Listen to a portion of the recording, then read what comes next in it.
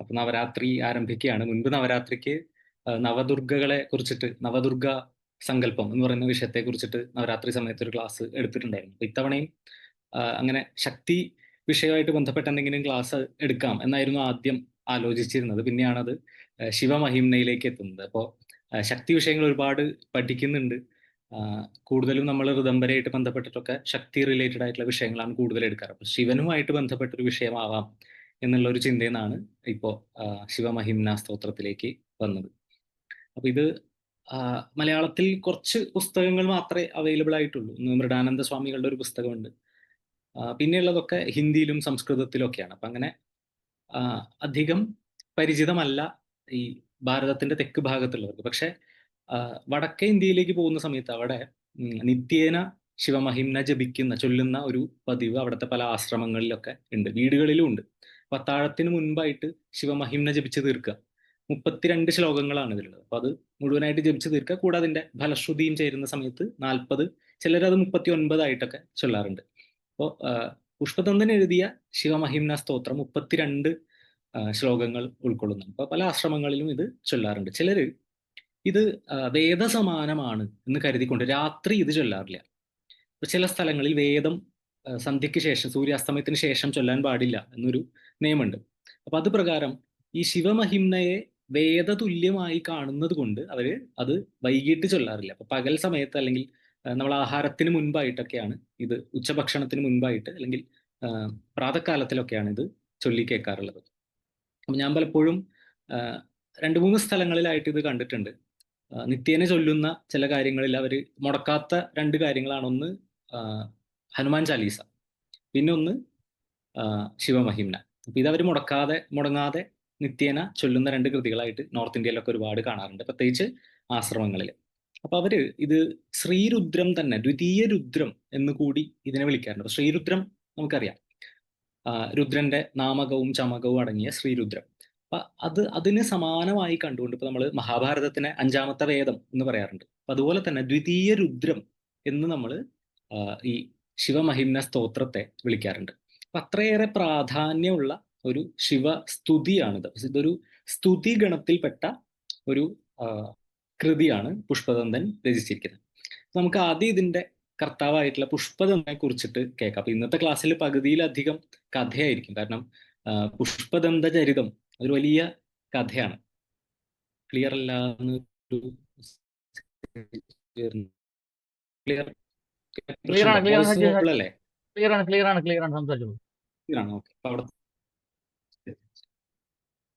അപ്പൊ ഈ പുഷ്പദന്തൻ എന്ന് പറയുന്നത് ഒരു ഗന്ധർവനാണ്. അപ്പൊ മനുഷ്യ വിരചിതമല്ല ശിവമഹിംസ്തോത്രം. അപ്പൊ നമ്മൾ വേദങ്ങളൊക്കെ അപൗരുഷേയങ്ങളാണ് എന്ന് പറയാറുണ്ട്. അതായത് മനുഷ്യൻ എഴുതിയതല്ല, പക്ഷെ അത് ശ്രുതിയായിട്ട് കേട്ട അറിവാണ്. ഇവിടെ നമുക്ക് അങ്ങനെ അപൗരുഷേയം എന്ന് പറയുന്നില്ല, പക്ഷെ അത് മനുഷ്യൻ എഴുതിയതല്ല, ഒരു ഗന്ധർവൻ അത് എഴുതിയത്.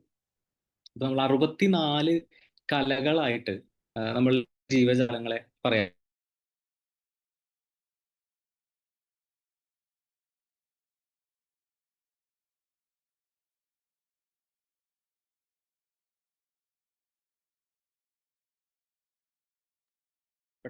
നെറ്റ്വർക്ക് സച്ചിന് നെറ്റ് പോയതാണോ? മൊത്തം ബ്രേക്ക് ആയി. ഇപ്പൊ എന്നെ കേൾക്കുന്നുണ്ടോ? ഓഡിബിൾ ആണോ? ഇപ്പൊ കേൾക്കാം. നേരത്തെ സ്ട്രക്കായി പോയി. പെട്ടെന്ന് അല്ല, ഞാൻ എക്സിറ്റ് ആയി പോയി. ശരി, ഇപ്പൊ ക്ലിയർ ആണല്ലോ അല്ലെ? അപ്പോ ഇത് മനുഷ്യൻ രചിച്ചതല്ല, പക്ഷെ ഗന്ധർവൻ ആയിട്ടുള്ള പുഷ്പദന്തൻ രചിച്ചാണ്. അപ്പൊ നമ്മൾ 64 കലകളായിട്ട് ഇതിനെ, ഈ ജീവജാലങ്ങളെ നമ്മൾ പിരിക്കാറുണ്ട്.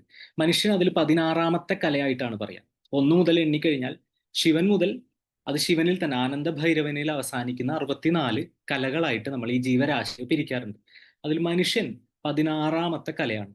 മനുഷ്യന് മുകളിലേക്ക് കിന്നരൻ, കിംപുരുഷൻ, യക്ഷൻ, ഗന്ധർവൻ, വിദ്യാധരൻ, അങ്ങനെ പോകുന്ന കലകൾ മനുഷ്യന് മേലേക്ക് പറയുന്നുണ്ട്. അത് ആനന്ദ ഭൈരവനിൽ ചെന്ന് അവസാനിക്കും. അങ്ങനെ നോക്കുമ്പോൾ മനുഷ്യനേക്കാൾ ഉയർന്ന കലയിൽപ്പെട്ട ആളാണ് ഗന്ധർവൻ. അങ്ങനെയുള്ള ഗന്ധർവൻ, പുഷ്പദന്തൻ എന്ന് പറയുന്ന ഗന്ധർവൻ, ഇത് കൂടാതെ ഒരു ശിവപാർഷദൻ കൂടിയായിരുന്നു. അപ്പൊ ശിവന്റെ പരമോന്നതമായ ഭക്തി ശിവനോട് പ്രകടിപ്പിക്കുന്നവർ ശിവപാർഷദരായി തീരും എന്ന് പറയാറുണ്ട്. അപ്പൊ ശിവലോകത്ത് ശിവപാർഷദരായി തീരും. അപ്പൊ അങ്ങനെ ഒരു ശിവപാർഷദൻ കൂടിയായിരുന്നു ഗന്ധർവനായിട്ടുള്ള ഈ പുഷ്പദന്തൻ. അങ്ങനെ ഇരിക്കെ ശിവൻ ഒരിക്കൽ പാർവതിയുടെ ആഗ്രഹപ്രകാരം ഒരു ഗൂഢമായിട്ടുള്ള ഒരു ഗുപ്തമായിട്ടുള്ള ഒരു കഥ പാർവതിക്ക് പറഞ്ഞു കൊടുക്കുകയാണ്. അത് വിദ്യാധരന്മാരെ കുറിച്ചിട്ടുള്ള കഥയാണെന്നാണ് പറയുന്നത്. അപ്പൊ ശിവൻ എന്ത് ചെയ്തു? പാർവതിക്ക് ഗുപ്തമായ ഉപദേശങ്ങൾ കൊടുക്കുന്ന സമയത്ത് നന്ദിയെ കാവല് നിർത്താറുണ്ട്. പതിവ് തെറ്റിച്ചില്ല. ശിവപാർവതി സംവാദത്തിന് ഭംഗം വരാതിരിക്കാൻ, മറ്റാരും അത് കേൾക്കാതിരിക്കാൻ വേണ്ടി ശിവൻ തന്റെ ഏറ്റവും വിശ്വസ്തനായിട്ടുള്ള നന്ദിയെ വാതിൽക്കല് കാവല് നിർത്തിയിട്ട് പാർവതിക്ക് വിദ്യാധരന്മാരെ സംബന്ധിച്ച കഥ പറഞ്ഞു കൊടുക്കുകയാണ്. ആ സമയത്ത് പുഷ്പദന്തൻ അവിടെ വരികയാണ്. പുഷ്പദന്തൻ ഈ കഥ കേൾക്കണമെന്ന് അതിയായ ആഗ്രഹം വരുന്നു. പക്ഷെ നന്ദി തന്നെ അകത്തേക്ക് കടത്തിവിടില്ല എന്ന് പുഷ്പദന്തൻ അറിയാം. അങ്ങനെ പുഷ്പദന്തൻ അദൃശ്യനാവുകയാണ്.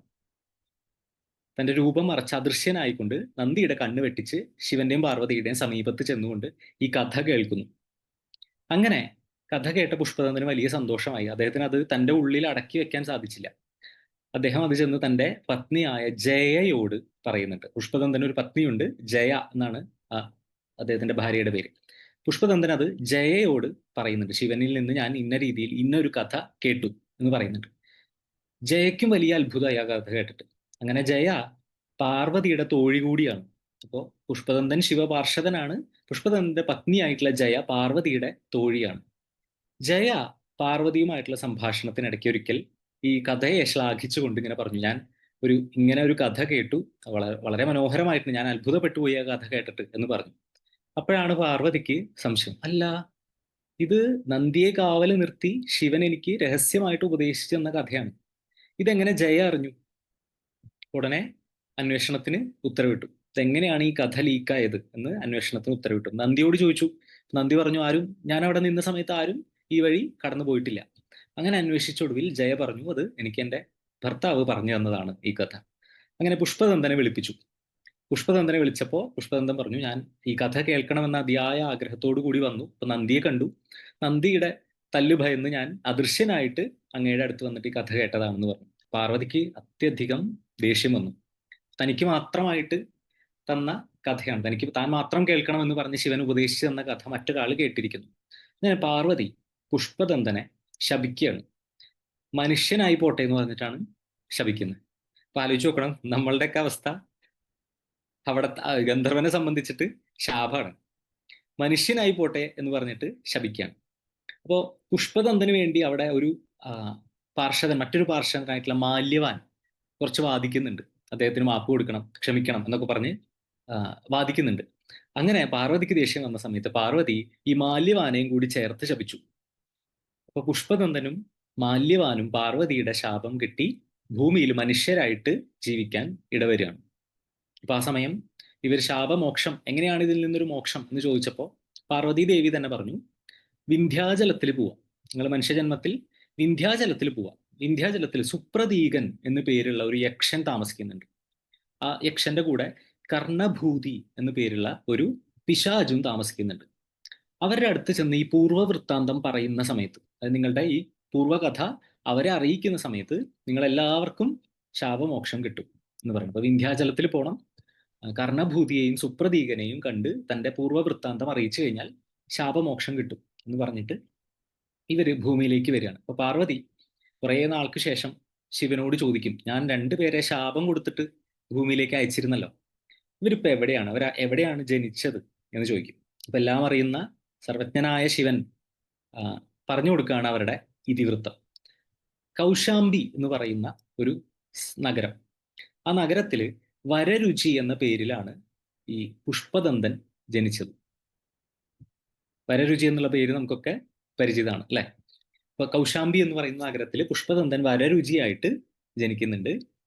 സുപ്രതിഷ്ഠാനം എന്ന് പറയുന്ന ഒരു നഗരത്തില് ഗുണാഢ്യൻ എന്നുള്ള പേരില് മാല്യവാൻ ജന്മെടുക്കുകയാണ്. അപ്പോൾ മാല്യവാന്റെ കഥ ആ വഴിക്ക് പോകുന്നുണ്ട്. ഇവിടെ വരരുചിയുടെ കഥ മറ്റൊരു വഴിക്ക് പോകുന്നുണ്ട്. അപ്പൊ നമ്മുടെ ഗ്രന്ഥകർത്താവ് പുഷ്പദന്തൻ ആയതുകൊണ്ട് നമുക്ക് വരരുചിയുടെ വഴിക്ക് പോവാം. അപ്പൊ വരരുചി ചെറുപ്പത്തിൽ തന്നെ അച്ഛൻ മരിച്ചുപോയി. അമ്മയാണ് വരരുചിനെ നോക്കി വളർത്തുന്നത്. അമ്മ ഒരുപാട് കഷ്ടപ്പെട്ടിട്ടാണ് വരരുചിയെ വളർത്തുന്നത്. അപ്പോൾ അങ്ങനെ ഇരിക്കുന്ന സമയത്ത് വേദസപുരം എന്ന് പറയുന്ന ഒരു ഗ്രാമമുണ്ട്, ഈ കൗശാംബിക്ക് അടുത്ത് തന്നെയായിട്ടുള്ള വേദസപുരം. അവിടെ നിന്ന് 2 പേര് കൗശാംബി എന്ന് പറയുന്ന നഗരത്തിലേക്ക് താമസിക്കാനായിട്ട് വരികയാണ്. താമസിക്കാൻ മീൻസ് അവർ യാത്രയിലാണ്, എന്തോ അന്വേഷിച്ചുകൊണ്ടുള്ള യാത്രയിലാണ്. അപ്പോൾ കൗശാംബിയിൽ എത്തി. അങ്ങനെ അവർ അന്ന് രാത്രി തങ്ങാനായിട്ട് ഈ വരരുചിയുടെ ഗൃഹത്തിൽ വരികയാണ്. അപ്പോൾ വരരുചി അന്ന് അവർ ഗൃഹത്തിൽ തങ്ങി ആഹാരം കഴിക്കുന്ന സമയത്ത് മൃദംഗത്തിന്റെ ശബ്ദം കേൾക്കും. മൃദംഗത്തിന്റെ ശബ്ദം കേൾക്കുമ്പോൾ വരരുചിക്ക് മനസ്സിലായി നാടകമുണ്ട്. അത് തന്റെ അച്ഛന്റെ സുഹൃത്തായിട്ടുള്ള നന്ദൻ എന്ന് പറയുന്ന ഒരു നടനാണ് ആ നാടകത്തിൽ അഭിനയിക്കുന്നത്. അപ്പോൾ അമ്മയുടെ അടുത്ത് നിന്ന് പെർമിഷൻ വാങ്ങിക്കും, എനിക്ക് ഇന്ന് നാടകം കാണാൻ പോകണം. മാത്രമല്ല, ഞാൻ പോയി കഴിഞ്ഞാൽ പോയി വരുമ്പോൾ അതിലൊരു വാക്ക് പോലും നഷ്ടമാവാതെ ഇത് മുഴുവനും ചൊല്ലി അമ്മയെ കേൾപ്പിക്കും എന്നൊരു വാക്ക് കൂടി കൊടുത്തിട്ടാണ് പെർമിഷൻ ചോദിക്കുന്നത് തന്നെ. അപ്പൊ ഈ വന്ന 2 പേര്, ഇന്ദ്രദത്തൻ, വ്യാധി എന്നാണ് ഇവരുടെ പേര്.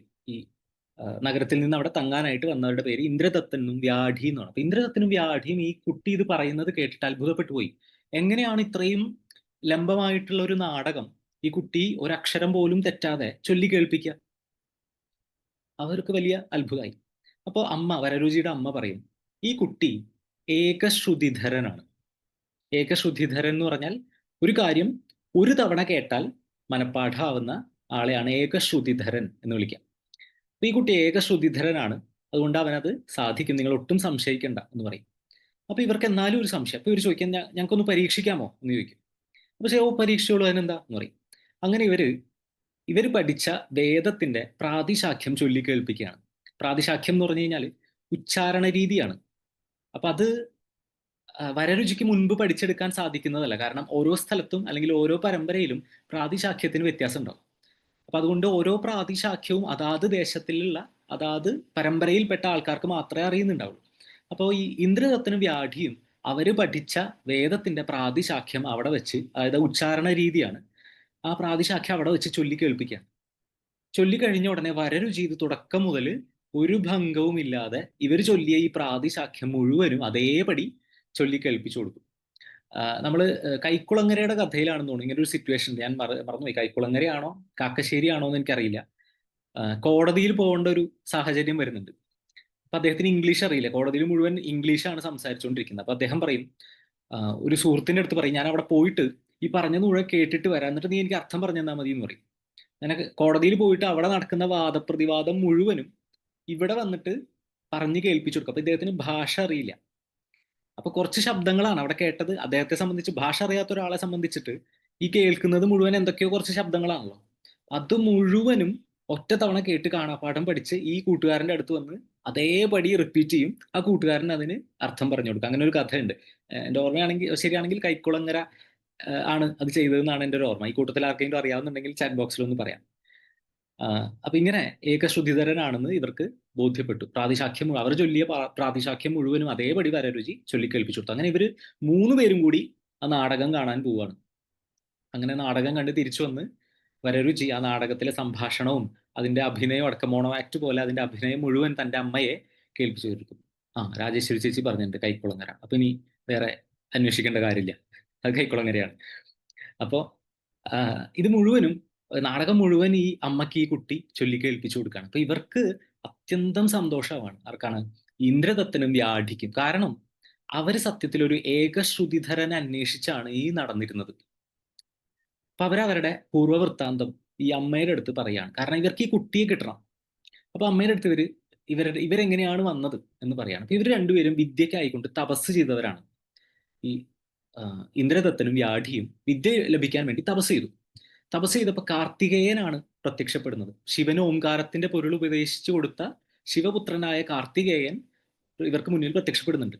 എന്നിട്ട് ഇവരോട് പറയുന്നുണ്ട്, ഒരു ആചാര്യൻ ഉണ്ട് പാടലീപുത്രം എന്ന് പറയുന്ന നഗരത്തിൽ, അതായത് ഇന്നത്തെ പാട്നയാണ്, ബീഹാറിലെ പാട്ന. പാടലീപുത്രത്തിൽ വർഷൻ എന്ന് പറയുന്ന ഒരു ആചാര്യനുണ്ട്. അദ്ദേഹത്തിന്റെ അടുത്ത് നിന്ന് നിങ്ങൾക്ക് വിദ്യ അഭ്യസിക്കാം എന്ന് കാർത്തികേയൻ പറഞ്ഞു കൊടുക്കുന്നുണ്ട്. അങ്ങനെ ഇവർ രണ്ടുപേരും പാടലീപുത്രത്തിലെ വർഷൻ അന്വേഷിച്ചു പോകുന്നുണ്ട്. അവിടെ ചെന്ന സമയത്ത് വർഷന്റെ ഭാര്യ അവരോട് പറഞ്ഞു, ഒരു കാര്യമുണ്ട്, വർഷനും പണ്ട് ഇതുപോലെ തപസ് ചെയ്തതാ. വർഷൻ ഒരു അനുജനുണ്ട്, വർഷനും ഉപവർഷനും. ഇവർ രണ്ടുപേരും തപസ് ചെയ്തിട്ട്, ഉപവർഷൻ ജന്മനാ തന്നെ വളരെ ബുദ്ധിയുള്ള ഒരാളായിരുന്നു. അപ്പൊ വർഷന് ഈ ഉപവർഷന്റെ കൂടെ പിടിച്ചു നിൽക്കാൻ പറ്റുന്ന അത്ര ഒരു സ്കിൽ ഉണ്ടായിരുന്നില്ല. അങ്ങനെ വർഷനും തപസ് ചെയ്തിട്ട് കാർത്തികേയനെ പ്രത്യക്ഷപ്പെടുത്തിയിട്ടുണ്ട്. അന്ന് കാർത്തികേയൻ മുഴുവനും വിദ്യയും, ആ ലോകത്ത് അന്ന് നിലവിൽ എന്തൊക്കെ അറിവുണ്ടോ അത് മുഴുവനും വർഷൻ ഉപദേശിച്ചു കൊടുക്കുന്നുണ്ട്. എന്നിട്ട് പറയുന്ന ഒരു കണ്ടീഷൻ വെക്കുന്നുണ്ട്. ഇത് ഒരു ഏകശ്രുതിധരനെ കാണുമ്പോൾ മാത്രമേ ഇത് മറ്റൊരാൾക്ക് പറഞ്ഞു കൊടുക്കാം, അല്ലെങ്കിൽ ഇതിനെ പ്രകാശിപ്പിക്കാൻ പാടുള്ളൂ. ഞാൻ നിനക്ക് ഉപദേശിച്ചു തന്ന വിദ്യ നിനക്ക് പുറമേക്ക് പ്രകാശിപ്പിക്കണം എന്നുണ്ടെങ്കിൽ ഒരു ഏകശ്രുതിധരനെ കണ്ടാൽ മാത്രമേ അത് ചെയ്യാവൂ എന്ന് പറയും. അപ്പൊ അതുകൊണ്ട് ഈ ഇന്ദ്രദത്തനും വ്യാധിക്കും വർഷന്റെ അടുത്ത് നിന്ന് വിദ്യാഭ്യാസം ലഭിച്ചില്ല. അങ്ങനെ ഇവര് ഏകശ്രുതിധരൻ എവിടെ ലഭിക്കും എന്ന് അന്വേഷിച്ചിട്ടാണ് ഈ ഗ്രാമങ്ങൾ തോറും നടന്നുകൊണ്ടിരുന്നത്. അങ്ങനെ വരരുചി ഒരു ഏകശ്രുതിധരനാണ് എന്നറിഞ്ഞപ്പോൾ ഇവർക്ക് അത്യന്തം സന്തോഷം ഉണ്ടായി. അവർ അമ്മയുടെ അടുത്ത് ചോദിക്കും, ഞങ്ങൾക്ക് ഈ കുട്ടിയെ തരാമോ? ഞങ്ങൾ ഈ കുട്ടിയെ കൂട്ടി വർഷന്റെ അടുത്ത് ചെന്നിട്ട് ഞങ്ങൾ 3 പേരും ഒരുമിച്ച് വിദ്യ അഭ്യസിച്ചോട്ടെ എന്ന് ചോദിക്കും. അമ്മയ്ക്കും അപ്പോൾ അതിയായ സന്തോഷം ഉണ്ടായി. കാരണം ഈ കുഞ്ഞ് ജനിച്ച സമയത്ത്, അതായത് വരരുചി ജനിച്ച സമയത്ത് അമ്മ ഒരു അശരീരി കേട്ടിരുന്നു. ഈ കുട്ടി ഏകശ്രുതിധരനാണെന്നും വർഷൻ എന്ന് പറയുന്ന ഒരു ആചാര്യന്റെ അടുത്ത് നിന്ന് വിദ്യ അഭ്യസിക്കുന്നും ഈ കുട്ടി വ്യാകരണത്തിലെ ഒരു വലിയ ആചാര്യനായി മാറും എന്നും അശരീരി കേട്ടിരുന്നു. അപ്പൊ അമ്മയ്ക്ക് മനസ്സിലായി ആ സാഹചര്യം ഇതാണ്. അങ്ങനെ അമ്മ സന്തോഷത്തോടു കൂടി വരരുചിയെ ഇവർ രണ്ടുപേരുടെയും കൂടെ അയക്കുകയാണ്. അതിന് ഇവർ 3 പേരും കൂടി വർഷന്റെ അടുത്ത് പോകും. വർഷൻ ഏകശ്രുതിധരനായിട്ടുള്ള വരരുചിയെ കാണുന്ന സമയത്ത് തന്റെ വിദ്യ മുഴുവൻ പ്രകാശിപ്പിക്കുകയും അങ്ങനെ അത് ഇന്ദ്രദത്തനും വ്യാധിയും ഈ വരരുചിയും കൂടി ഒരുമിച്ച് അത് പഠിക്കുകയും ചെയ്യും. ഈ വർഷന്റെ മറ്റൊരു ശിഷ്യനെയും നമ്മൾ അറിയും, അത് പാണിനിയാണ്. അപ്പൊ പാണിനിയും സമാനമായ രീതിയിൽ ജന്മനാ ഒരു മൂർഖനായിരുന്നു, ഒരു അല്പബുദ്ധിയായിരുന്നു പാണിനി. ശിവനിൽ നിന്ന് വ്യാകരണ സൂത്രം ലഭിച്ചപ്പോഴാണ് പാണിനി ബുദ്ധിമാനായി തീർന്നത്.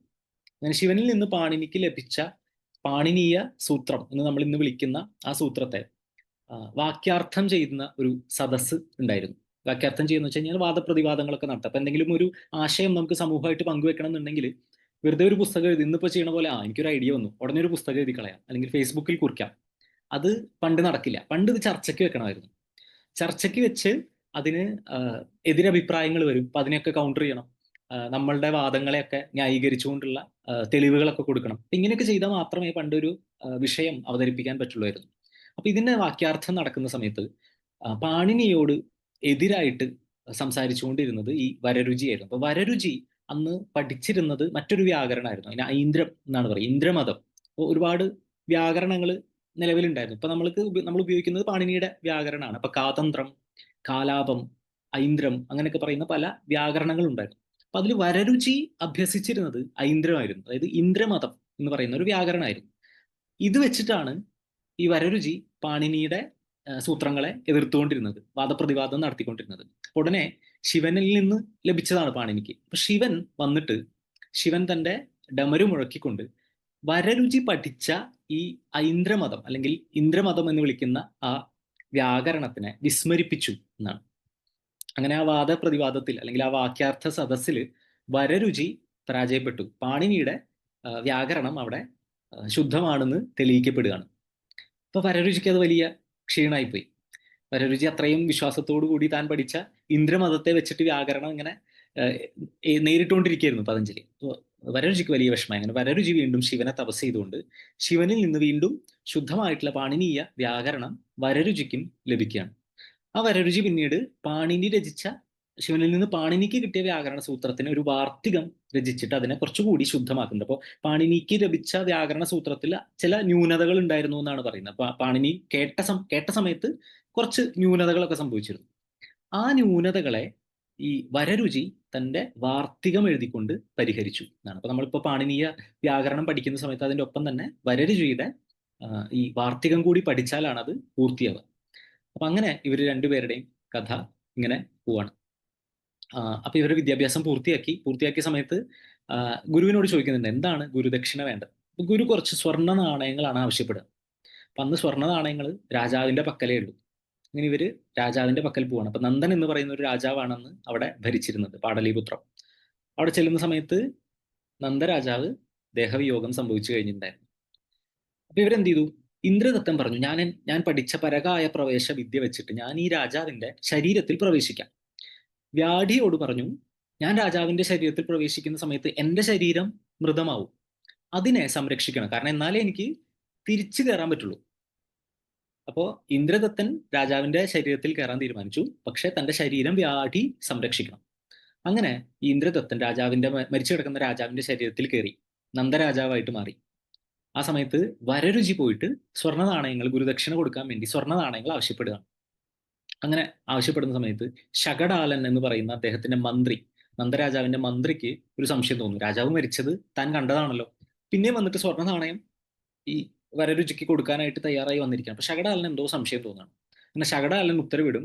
ആ സമയത്ത് ആ രാജ്യത്തുള്ള എല്ലാ മൃതദേഹങ്ങളും എത്രയും പെട്ടെന്ന് ദഹിപ്പിക്കാനായിട്ട് ഒരു ഉത്തരവ് പുറപ്പെടുവിക്കും. അപ്പൊ വ്യാധി കാവലിരിക്കുന്നുണ്ട് ഈ ഇന്ദ്രദത്തന്റെ മൃതദേഹത്തിന്. അപ്പൊ ശകടാലൻ മന്ത്രിയുടെ ഉത്തരവ് പ്രകാരം രാജകിങ്കരന്മാർ വന്നിട്ട് അന്ന് ആ ദിവസം ആ രാജ്യത്ത് ലഭ്യമായിട്ടുള്ള എല്ലാ മൃതദേഹങ്ങളും ദഹിപ്പിക്കുകയാണ്. അപ്പൊ അങ്ങനെ ഇന്ദ്രദത്തന് ഈ നന്ദരാജാവിന്റെ ശരീരത്തിൽ നിന്ന് തിരിച്ചു കയറാൻ സാധിക്കില്ല. അപ്പോഴേക്കും ഇവര് ഈ സ്വർണ്ണ നാണയം വാങ്ങിച്ചു ഗുരുവിന് ദക്ഷിണയായിട്ട് കൊടുത്തു. അങ്ങനെ ഇവര് പിരിയാണ്. ശകടാലൻ തന്റെ സമീപ രാജ്യത്ത് പോയിട്ട് അവിടെ ചാണക്യനുമായിട്ട് കൂട്ടുചേർന്നിട്ട് നന്ദവംശത്തെ തന്നെ ഇല്ലാതാക്കുന്നുണ്ട്. അപ്പൊ നന്ദരാജാവിന്റെ ശരീരത്തിലിരുന്ന ഇന്ദ്രദത്തൻ വരരുചിയെ ഈ ശകടാലൻ അവിടെ നിന്ന് പറഞ്ഞു വിട്ടു. കാരണം ശകടാലൻ ഈ ക്രൂരത കാണിച്ചല്ലോ. അപ്പോ കൃത്യമായിട്ടുള്ള ഉപചാരങ്ങളൊന്നും ചെയ്യാതെ മൃതദേഹങ്ങൾ ദഹിപ്പിക്കാൻ ഉത്തരവിട്ടു എന്നുള്ള പ്രശ്നം കാരണം കൊണ്ട് ശകടാലനെ ഇദ്ദേഹം പിരിച്ചുവിടുന്നുണ്ട്. ആ ഒഴിവിലേക്ക് വരരുചിയാണ് എടുക്കുന്നത്. കാരണം ഇവരൊരുമിച്ച് പഠിച്ചതാണ്. മാത്രമല്ല വരരുചി ഏകശ്രുതിധരനാണ്. അപ്പൊ ഇത്രയും ബുദ്ധിമാനായിട്ടുള്ള ഒരാളെ വേറെ കിട്ടില്ല. അങ്ങനെ നന്ദരാജാവ്, ശരീരം മാത്രമേ ഉള്ളൂ നന്ദരാജാവിന്റെ, ഇന്ദ്രദത്തൻ വരരുചിയെ ആ പദവിയിലേക്ക്, മന്ത്രി പദവിയിലേക്ക് സ്വീകരിക്കുന്നുണ്ട്. അങ്ങനെ ഇരിക്കെ ശകടാലൻ പോയിട്ട് അപ്പുറത്തെ രാജ്യത്ത് നിന്ന് ചാണക്യനുമായിട്ട് സുഹൃത്ത് ബന്ധം സ്ഥാപിച്ച് അവിടെ നിന്ന് ഈ രാജ്യത്തെ ആക്രമിച്ചുകൊണ്ട് നന്ദവംശത്തെ മുഴുവൻ ഇല്ലാതാക്കുന്നുണ്ട്. അങ്ങനെയാണ് ഗുപ്ത സാമ്രാജ്യം, ചന്ദ്രഗുപ്തന്റെ ഭരണം അവിടെ വരുന്നത്. ഇത് ചില സ്ഥലത്ത് നമുക്ക് ഈ പറഞ്ഞ കണക്ഷൻസ് കിട്ടും, ചരിത്രവുമായിട്ടുള്ള ചില കണക്ഷൻസ് നമുക്ക് അവിടെ കിട്ടും. അപ്പൊ അങ്ങനെയാണ് ഈ വിക്രമാദിത്യൻ ഒക്കെ ആ പരമ്പരയിൽ പെട്ടതാണ്. അപ്പൊ അങ്ങനെയാണ് ഈ വിക്രമാദിത്യന്റെ സദസ്സിൽ ഒരാളായിട്ടൊക്കെ വരരുചി മാറുന്നത്. നമ്മൾ നവരത്നങ്ങളെ കുറിച്ച് പറയാറുണ്ട്, അതിലൊരാളാണ് വരരുചി. പിന്നീട് വരരുചിയുടെ കഥയിൽ നമ്മൾ കേൾക്കുന്ന പറയിപെറ്റ പന്തിരുകുലവും മറ്റും വരുന്നുണ്ട്. അപ്പൊ അത് ഈ വരരുചി അല്ല, വരരുചി എന്ന് പറയുന്ന 2 പേരുണ്ട് എന്നൊക്കെ ചരിത്രകാരന്മാർക്ക് അഭിപ്രായമുണ്ട്. ഇദ്ദേഹത്തെ ഈ വരരുചി, ഇപ്പൊ നമ്മൾ ഇത്രയും നേരം പറഞ്ഞുകൊണ്ടിരുന്ന ഈ വരരുചിക്ക് മറ്റൊരു പേര് കൂടിയുണ്ട്, അത് കാത്യായനൻ എന്നാണ്. അപ്പൊ കാത്യായന വരരുചി എന്നാണ് ഈ വാർത്തികം എഴുതിയ വരരുചിനെ വിളിക്കുക. അപ്പൊ അതിന് കാരണം പണ്ട് നമ്മളൊക്കെ ഗോത്രത്തിലാണ് അറിയപ്പെട്ടിരുന്നത്. നമ്മൾ ഓരോരുത്തർക്കും ഓരോ ഗോത്രമുണ്ട്. ഇപ്പൊ കേരളത്തിന് പുറത്ത് നമ്മൾ എവിടെയെങ്കിലും ക്ഷേത്രങ്ങളിലോ മറ്റോ പോയിട്ട് ഒരു പൂജ ചെയ്യാൻ ശ്രമിക്കുകയാണെങ്കിൽ അവർ നമ്മുടെ ഗോത്രം ചോദിക്കാറുണ്ടാവും. പലർക്കും അനുഭവം ഉണ്ടാവും. അപ്പോൾ ഗോത്രം ചോദിക്കുന്ന സമയത്ത് തെക്ക് വടക്ക് നോക്കി ഇങ്ങനെ നിൽക്കുകയാണെന്നുണ്ടെങ്കിൽ ഉറപ്പിക്കാം അത് മലയാളിയാണ്. അപ്പോൾ നമുക്ക് നമ്മുടെ ഗോത്രം ഏതാണെന്നുള്ളത് എവിടെയോ വെച്ച് നമുക്ക് മിസ്സായി പോയി. അപ്പൊ അതിന് പരിഹാരമുണ്ട്. അപ്പൊ ഒരു ഋഷി പറഞ്ഞിട്ടുണ്ട്, ഗോത്രം അറിയാത്തവരൊക്കെ എന്റെ ഗോത്രക്കാരാണെന്ന്. ആ ഋഷിയുടെ പേര് വിശ്വാമിത്രൻ എന്നാണ്. അപ്പൊ അത് പഠിച്ചു വെച്ചോളൂ. എവിടെയെങ്കിലും പോയി കഴിഞ്ഞാൽ ഏതാ ഗോത്രം നോക്കുമ്പോൾ അങ്ങോട്ടും ഇങ്ങോട്ടും നോക്കണ്ട, വിശ്വാമിത്ര ഗോത്രമാണെന്ന് പറഞ്ഞാൽ പ്രശ്നം തീർന്നു. അപ്പൊ വിശ്വാമിത്രന്റെ ഗോത്രത്തിൽപ്പെട്ട കതി എന്നുള്ള പേരിൽ ഒരു ഋഷി ഉണ്ടായിരുന്നു. ആ കതി ഋഷിയുടെ വംശപരമ്പരയിൽപ്പെട്ടവരെയൊക്കെ കാത്യായനൻ എന്നാണ് വിളിക്കുക. കതിയുടെ പരമ്പരയിൽപ്പെട്ടവരൊക്കെ കാത്യായനൻ എന്നാണ് അറിയപ്പെടുന്നത്. അപ്പൊ ഈ വരരുചിയും ആ പരമ്പരയായതുകൊണ്ട് അദ്ദേഹത്തെ കാത്യായന വരരുചി എന്ന് വിളിക്കും. അപ്പൊ കാത്യായനൻ എന്നുള്ളത് മറ്റൊരു പേരല്ല, അതൊരു വംശപ്പേരാണ്. പലരും ശിവമഹിമ്ന സ്തോത്രം എടുക്കുന്ന സമയത്ത് പഠിക്കുന്ന സമയത്ത് ഈ ഒരു കൺഫ്യൂഷൻ ഉണ്ടാവും. ഇത് കാത്യായനനാണോ എഴുതിയത്, വരരുചിയാണോ എഴുതിയത്, പുഷ്പദന്തനാണോ എഴുതിയത് എന്നൊക്കെ കൺഫ്യൂഷൻ ഉണ്ടാവും. അപ്പൊ അത് മാറ്റാനുള്ള ഒരു വഴി ഇതാണ്. വരരുചി കാത്യായന വംശപരമ്പരയിലായിരുന്നു, അതുകൊണ്ട് കാത്യായന വരരുചി എന്നാണ് അറിയപ്പെടുന്നത്. പുഷ്പദന്തന്റെ മനുഷ്യജന്മമാണ്. ഗന്ധർവനായിരുന്നു, പാർവതി ശാപം കൊണ്ട് മനുഷ്യജന്മമായി വന്നതാണ് വരരുചി. ഇങ്ങനെ നമുക്ക് ഗ്രന്ഥകർത്താവിന്റെ 2 ജന്മത്തിലെ കഥ നമുക്ക് മനസ്സിലാക്കാം. ഇനി ഇത് എഴുതാനുണ്ടായ ഒരു സാഹചര്യം കൂടി പറയാം. അതായത് ശിവമഹിമ്ന എന്ന് പറയുന്ന സ്തോത്രം രചിക്കാനുണ്ടായ ഒരു കാരണം, ഇപ്പൊ പുഷ്പദന്തൻ ഗന്ധർവനായി ജീവിക്കുന്ന സമയത്ത് അദൃശ്യനായിക്കൊണ്ട് പല ലോകത്തും സഞ്ചരിക്കുമായിരുന്നു. അപ്പൊ ഗഗനചാരികളാണ് ഗന്ധർവന്മാര്. ഖേചരി എന്ന് പറയും. അതായത് ഖത്തിൽ ചരിക്കുക, ആകാശത്തിൽ ചരിക്കുക, അദൃശ്യനായിക്കൊണ്ടും ചരിക്കാം. അങ്ങനെ ഈ ഗന്ധർവനായിട്ടുള്ള പുഷ്പദന്തൻ സഞ്ചരിച്ചുകൊണ്ടിരിക്കുന്ന സമയത്ത് അതിമനോഹരമായിട്ടുള്ള ഒരു ഉദ്യാനം ഈ ഗന്ധർവന്റെ കണ്ണിൽ പെടുകയാണ്. ആ ഉദ്യാനത്തിന്റെ പാലകനും അല്ലെങ്കിൽ അതിന്റെ ഉടമസ്ഥനും ഒരു ഗന്ധർവനാണ്. അത് ഗന്ധർവരാജനായിട്ടുള്ള ചിത്രരഥനാണ്. അപ്പൊ ചിത്രരഥന് ശിവപൂജ ചെയ്യാൻ വേണ്ടിയിട്ട് ചിത്രരഥൻ നട്ട് വളർത്തി പരിപാലിക്കുന്ന മനോഹരമായിട്ടുള്ള ഒരു ഉദ്യാനം ഈ പുഷ്പദന്തന്റെ കണ്ണിൽ പെടുകയാണ്. പുഷ്പദന്തനും നിത്യേന ശിവപൂജ ചെയ്യുന്ന ഒരാളാണ്. അപ്പൊ പുഷ്പദന്തൻ തീരുമാനിക്കുകയാണ്, ഇനി മുതൽ ഞാൻ ശിവപൂജ ചെയ്യാം, ഇത്രയും മനോഹരമായിട്ടുള്ള പുഷ്പങ്ങൾ വേറെ എവിടെയും കണ്ടിട്ടില്ല, അപ്പൊ ഇനി മുതൽ ഞാൻ ശിവപൂജ ചെയ്യാൻ വേണ്ടി ഈ ചിത്രരഥന്റെ ഉദ്യാനത്തിലെ പൂക്കളാണ് എടുക്കുക എന്ന് തീരുമാനിക്കുകയാണ്. അങ്ങനെ അടുത്ത ദിവസം മുതൽ രാവിലെ തന്നെ വന്നിട്ട് ഈ പുഷ്പതന്തൻ അദൃശ്യനായിട്ടാണ് വരുന്നത്. ഈ ഉദ്യാനത്തിലെ പൂക്കൾ മോഷ്ടിക്കും. ചോദിക്കാതെ എടുക്കുന്നതിന് മോഷണം എന്നാണല്ലോ പറയാ. അപ്പോൾ അങ്ങനെ അതിന്റെ ഉദ്ദേശം ശിവപൂജയാണെന്നുണ്ടെങ്കിലും മറ്റൊരാളുടെ വസ്തു അയാളോട് ചോദിക്കാതെ എടുക്കുകയാണ്. അപ്പൊ അതിന്റെ നാട്ടിൽ മോഷണം തന്നെയാണ് ഇപ്പോഴും പറയാന്നാണ് എന്റെ ധാരണ. അപ്പൊ അങ്ങനെ പൂക്കള് മോഷ്ടിച്ചുകൊണ്ട് പോവാണ്. അപ്പൊ എത്ര നോക്കിയിട്ടും രാജാവിന്റെ കിങ്കരന്മാർക്ക്, ചിത്രരഥന്റെ കിങ്കരന്മാർക്ക് ഇതാരാണെന്ന് പിടികിട്ടുന്നില്ല. കാരണം അവർ നോക്കുമ്പോൾ പൂക്കളൊക്കെ അപ്രത്യക്ഷമാവുന്നുണ്ട്, പക്ഷെ ആരും ഈ ഉദ്യാനത്തിൽ കയറുന്നതായിട്ട് അവർക്ക് കാണുന്നില്ല. അപ്പൊ ഇവർക്ക് സംശയം, ഇത് മനുഷ്യരോ അല്ലെങ്കിൽ മറ്റങ്ങനെ ഒരു ശരീരമുള്ള ആരോ അല്ല ഇത് ചെയ്യുന്നത്. അപ്പൊ ഇതിന് കണ്ടുപിടിക്കണം. അപ്പൊ ഇവരെല്ലാരും കൂടി ആലോചിച്ചു, ചിത്രരഥനും മന്ത്രിമാരും കിങ്കരന്മാരും എല്ലാവരും കൂടി ചേർന്ന് ആലോചിച്ചപ്പോൾ അവരൊരു പോംവഴി കണ്ടുപിടിച്ചു. നമുക്ക് ശിവക്ഷേത്രത്തിൽ പൂജ ചെയ്ത് കിട്ടുന്ന നിർമാല്യം എടുത്തിട്ട് വരിക. ആ നിർമാല്യം നമ്മുടെ ഉദ്യാനത്തിൽ മുഴുവൻ നമുക്ക് വിതറാം. നിർമാല്യത്തിൽ ചവിട്ടിക്കഴിഞ്ഞാൽ, ശിവന്റെ നിർമാല്യം വളരെ പ്രധാനപ്പെട്ടതാണ്. ശിവന്റെ നിർമാല്യം സ്വീകരിക്കാൻ വേണ്ടി തന്നെ ഒരാള് ക്ഷേത്രത്തിലുണ്ട്. തമിഴ്നാട്ടിലൊക്കെ പോയി കഴിഞ്ഞാൽ ക്ഷേത്രങ്ങളിലൊക്കെ കാണാം, ചണ്ടേശ്വരൻ എന്നാണ് പേര്. അപ്പോൾ ശിവക്ഷേത്രങ്ങളുടെ ഒരു വശത്തായിട്ട് ചെറിയൊരു ആലയത്തിൽ ചണ്ടേശ്വരൻ ഉണ്ടാവും. ചില സ്ഥലത്ത് ഇങ്ങനെ കൈ കൊട്ടിയിട്ട് പ്രാർത്ഥിക്കാറുണ്ട്, കാരണം ചണ്ടേശ്വരന് ചെവി കേൾക്കില്ല എന്നാണ് പറയുക. അപ്പൊ ഞങ്ങൾ ഇന്നാളെ ഒരു അമ്പലത്തിൽ പോയ സമയത്ത് അവിടുത്തെ ഒരു പ്രായം ചെന്ന ഒരാൾ വന്ന് പറഞ്ഞു, അതൊരു മിഥ്യാധാരണയാണ്, പലരും പറഞ്ഞ് പ്രചരിച്ചൊരു കഥയാണ്. ചണ്ടേശ്വരൻ അസലായിട്ട് ചെവി കേൾക്കാം, അദ്ദേഹം നിങ്ങൾ കൈ കൊട്ടുന്നതും നിങ്ങൾ പറയുന്നത് രണ്ടും കേൾക്കുന്നുണ്ട് എന്ന് പറഞ്ഞു. കൊടുങ്ങല്ലൂർ ക്ഷേത്രത്തിൽ പോയി കഴിഞ്ഞാൽ ശിവന്റെ ശ്രീകോവിലിന്റെ വലതുവശത്തായിട്ട് ചണ്ടേശ്വരനെ കാണാം. ഞാൻ ചെറുപ്പത്തിലൊക്കെ വിചാരിച്ചിരുന്നത് തവിട്ടുമുത്തിയാണെന്നാ. തവിട്ടുമുത്തി പുറത്തിരിക്കുന്നുണ്ട്. ഇത് ചണ്ടേശ്വരനാണ്. ശിവന്റെ നിർമാല്യം ചണ്ടേശ്വരന് അവകാശപ്പെട്ടതാണ്. അപ്പൊ അത്രയും പ്രാധാന്യമുള്ള ഒരു സംഗതിയാണ് ശിവന്റെ നിർമാല്യം, പ്രത്യേകിച്ച് കൂവളത്തിന്റെ ഇലകൾ. അപ്പോ ഈ രാജാവിന്റെ ചിത്രരഥന്റെ ആജ്ഞാപ്രകാരം ശിവക്ഷേത്രത്തിൽ നിന്ന് ഈ നിർമാല്യം മുഴുവൻ കൊണ്ടുവന്നിട്ട് അവരുടെ തോട്ടത്തിൽ മുഴുവൻ അങ്ങ് വിതറി. പിറ്റേ ദിവസം പൂക്കളൊക്കെ പൊട്ടിക്കാൻ വേണ്ടി പുഷ്പതന്തൻ വന്ന സമയത്ത്, അദൃശ്യനായിട്ട് വന്ന സമയത്ത് ഈ നിർമാല്യത്തിൽ അറിയാതെ ചവിട്ടുകയാണ്. അങ്ങനെ പുഷ്പതന്തന്റെ അദൃശ്യനാകാനുള്ള സിദ്ധി കൈമോശം വരുന്നു. അപ്പൊ ശിവന്റെ നിർമാല്യത്തിൽ ചവിട്ടിയ ഗന്ധർവന്റെ ശക്തി ക്ഷയിക്കുകയും അദൃശ്യനാവാനുള്ള ശക്തി ക്ഷയിക്കുകയും ചെയ്തപ്പോൾ അദ്ദേഹം പിടിക്കപ്പെടുകയാണ്. അങ്ങനെ അദ്ദേഹത്തെ തടവിൽ പാർപ്പിക്കാനായിട്ട് തീരുമാനിക്കുകയാണ്. അങ്ങനെ ചിത്രരഥൻ പുഷ്പതന്തനെ തടവിൽ പാർപ്പിക്കുകയാണ്. അപ്പൊ ഇത് വലിയൊരു വേദന പുഷ്പതന്തന്റെ ഉള്ളിൽ ഉണ്ടാക്കി. താൻ എന്ത് വേദന ഇത്, ഈ കാരാഗൃഹത്തിൽ കിടക്കേണ്ടി വന്നല്ലോ എന്നുള്ളതല്ല വേദന, താൻ ശിവന്റെ നിർമാല്യത്തിൽ ചവിട്ടിയല്ലോ എന്നതായിരുന്നു അദ്ദേഹത്തിന്റെ ദുഃഖം. അപ്പൊ ആ ദുഃഖത്തിൽ നിന്ന് മോചനം ലഭിക്കാൻ വേണ്ടിയിട്ട് പുഷ്പതന്തൻ എഴുതിയതാണ് ഈ കൃതി എന്നാണ് പറയുന്നത്. അപ്പൊ ഇതിന് സത്യത്തിൽ അദ്ദേഹം കൊടുത്ത പേര് ധൂർജടി സ്തോത്രം എന്നാണ്. ധൂർജടി ശിവനാണ്.